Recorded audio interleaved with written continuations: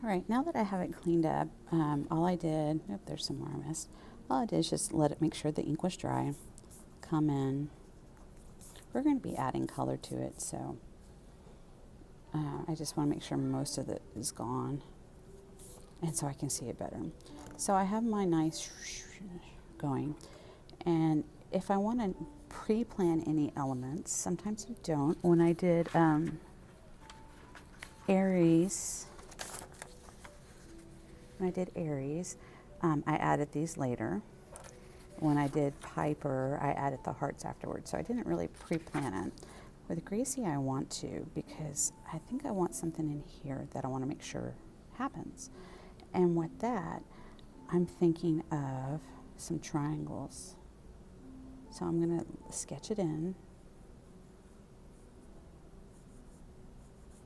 and see what I think, because I'm not positive. But triangles are pretty graphic. And I was thinking that might lend itself to being a cat.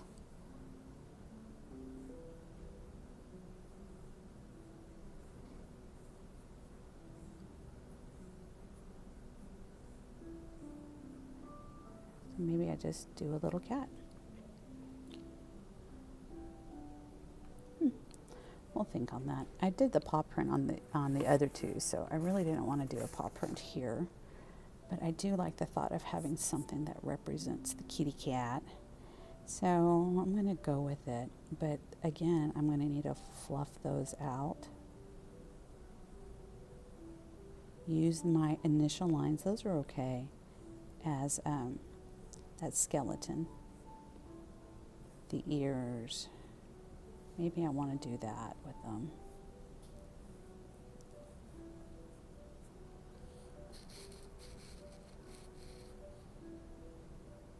I like that. All right, so I'm going to take my Sharpie. I'm going to commit to it.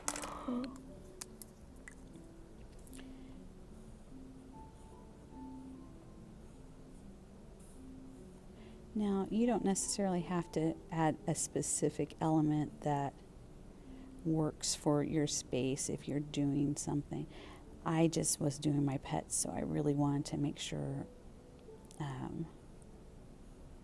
I had something. So see, I'm going different than what I drew, and that's okay. Hey, there's my computer.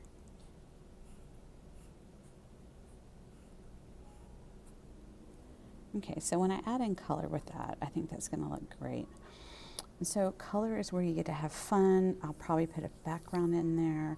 There's all kinds of ideas that you can do, and you get those ideas from looking online. Like when I inked in the drop shadow, I saw something where it left spaces for like highlights, and I could drop another color in there.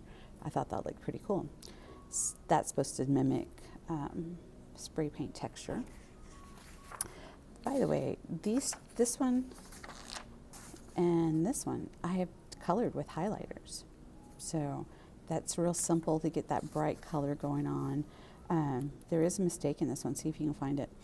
And no, Piper's name isn't spelled wrong.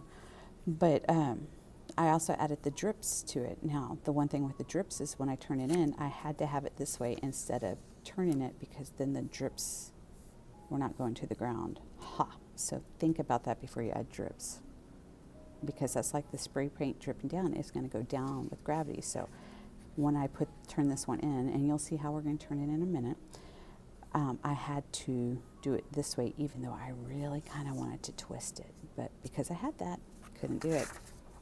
All right, so you're going to get into the fun with creating. It is great to have several bright colors going on. I'll give you some examples of ways to go about coloring it, and some visual examples. You are welcome to add whatever elements you want to it. I do want you to add at least one, but you can add a whole lot more. You could do it like comic style with all of that. You can add your touches to this. All right, have fun.